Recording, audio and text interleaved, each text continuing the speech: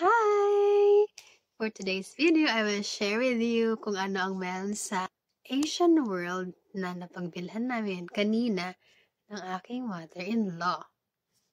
So, here's the bag. So, it's like our drive from our home. So, let's get started. I will share with you how much itong mga nandito. Surprise kasi. 2,000 years later. So, sisimulan ko na. First, nakabili ako ng noodles from China. Product of China. Okay. Product of China. Ayan, product of China. Namimiss ko talaga to sa Philippines. Ay, yung mga ganito kasi sa Philippines, bibili naman natin to. So, the price is for 400 grams. 400 grams. Tingnan natin kung magkano. Hindi ko alam kung magkano to sa Philippines. But, dito, sa Asian World's Food Market, ay nagkakahalaga lang naman ng pangalan niya, Diet Instant Egg Noodle, $1.99.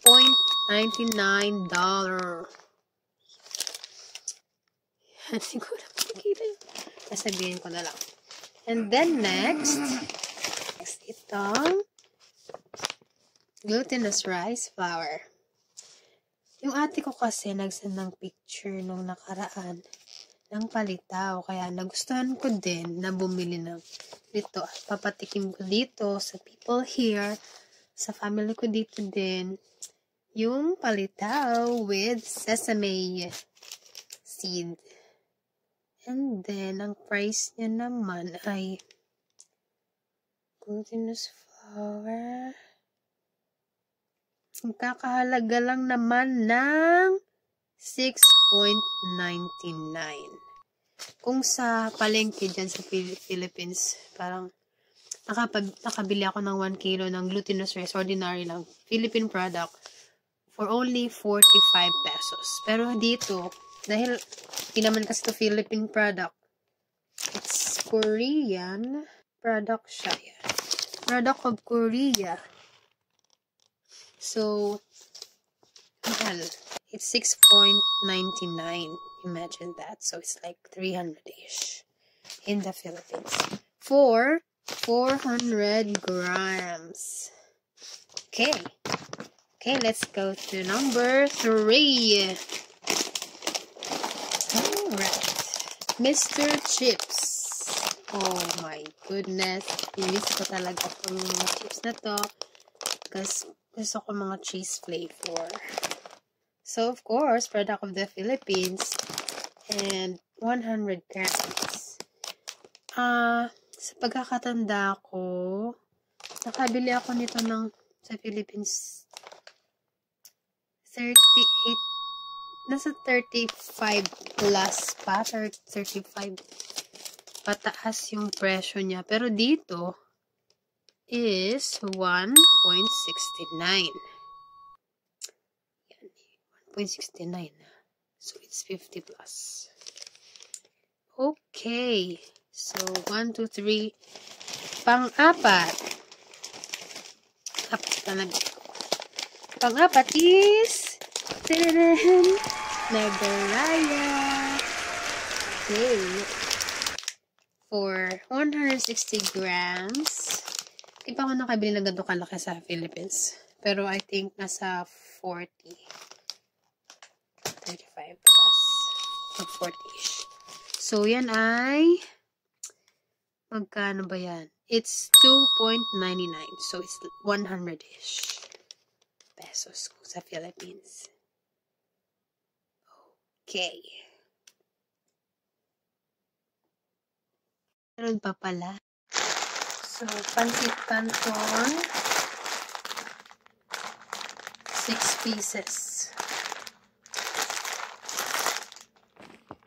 And yung pansit canton pala, naluto na namin yung 5 peraso. Kasi nag-crave na ako. For our dinner, pero hindi ko lang siya niluto as is. Nilagyan ko siya ng, ginisa ko muna yung onion with chopped ng beef. And then, I added cabbage. And, yan, isa na lang. Yay! Hindi ito yung malaking version or yung, yan, ito yung, ano bang tawag doon? Hindi yung extra big. So, ang price nito is 6 pieces, 4.29. So, it's like 200-ish in the Philippines for 6 pieces. Noong nakabili ako nito sa Philippines, so it's like 14 times 5. So, it's 14 times 5. So, magkano nga? Ano ba yan? Nakakalimutan.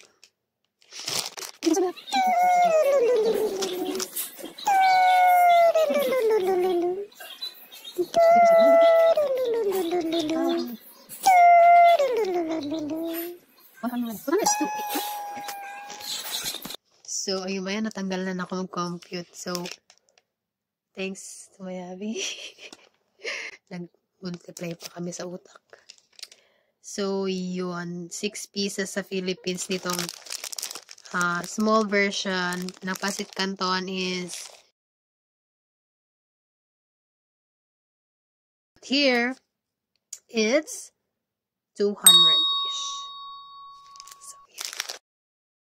But I'm so happy that I was able to buy the cravings and the Philippine things and the Philippine products na namimiss ko. So, yun lang. Kung mapunta kayo dito sa America, you'll know and you'll be ready with the prices. These simple things. And maybe if may nakalimutan pa akong mga product na nabili ko today, I will just share it to you on our next video. Bye! Thank you for watching! Follow us on Facebook account, Philambury Hive, and also our YouTube channel, Philambury. Thank you. Bye.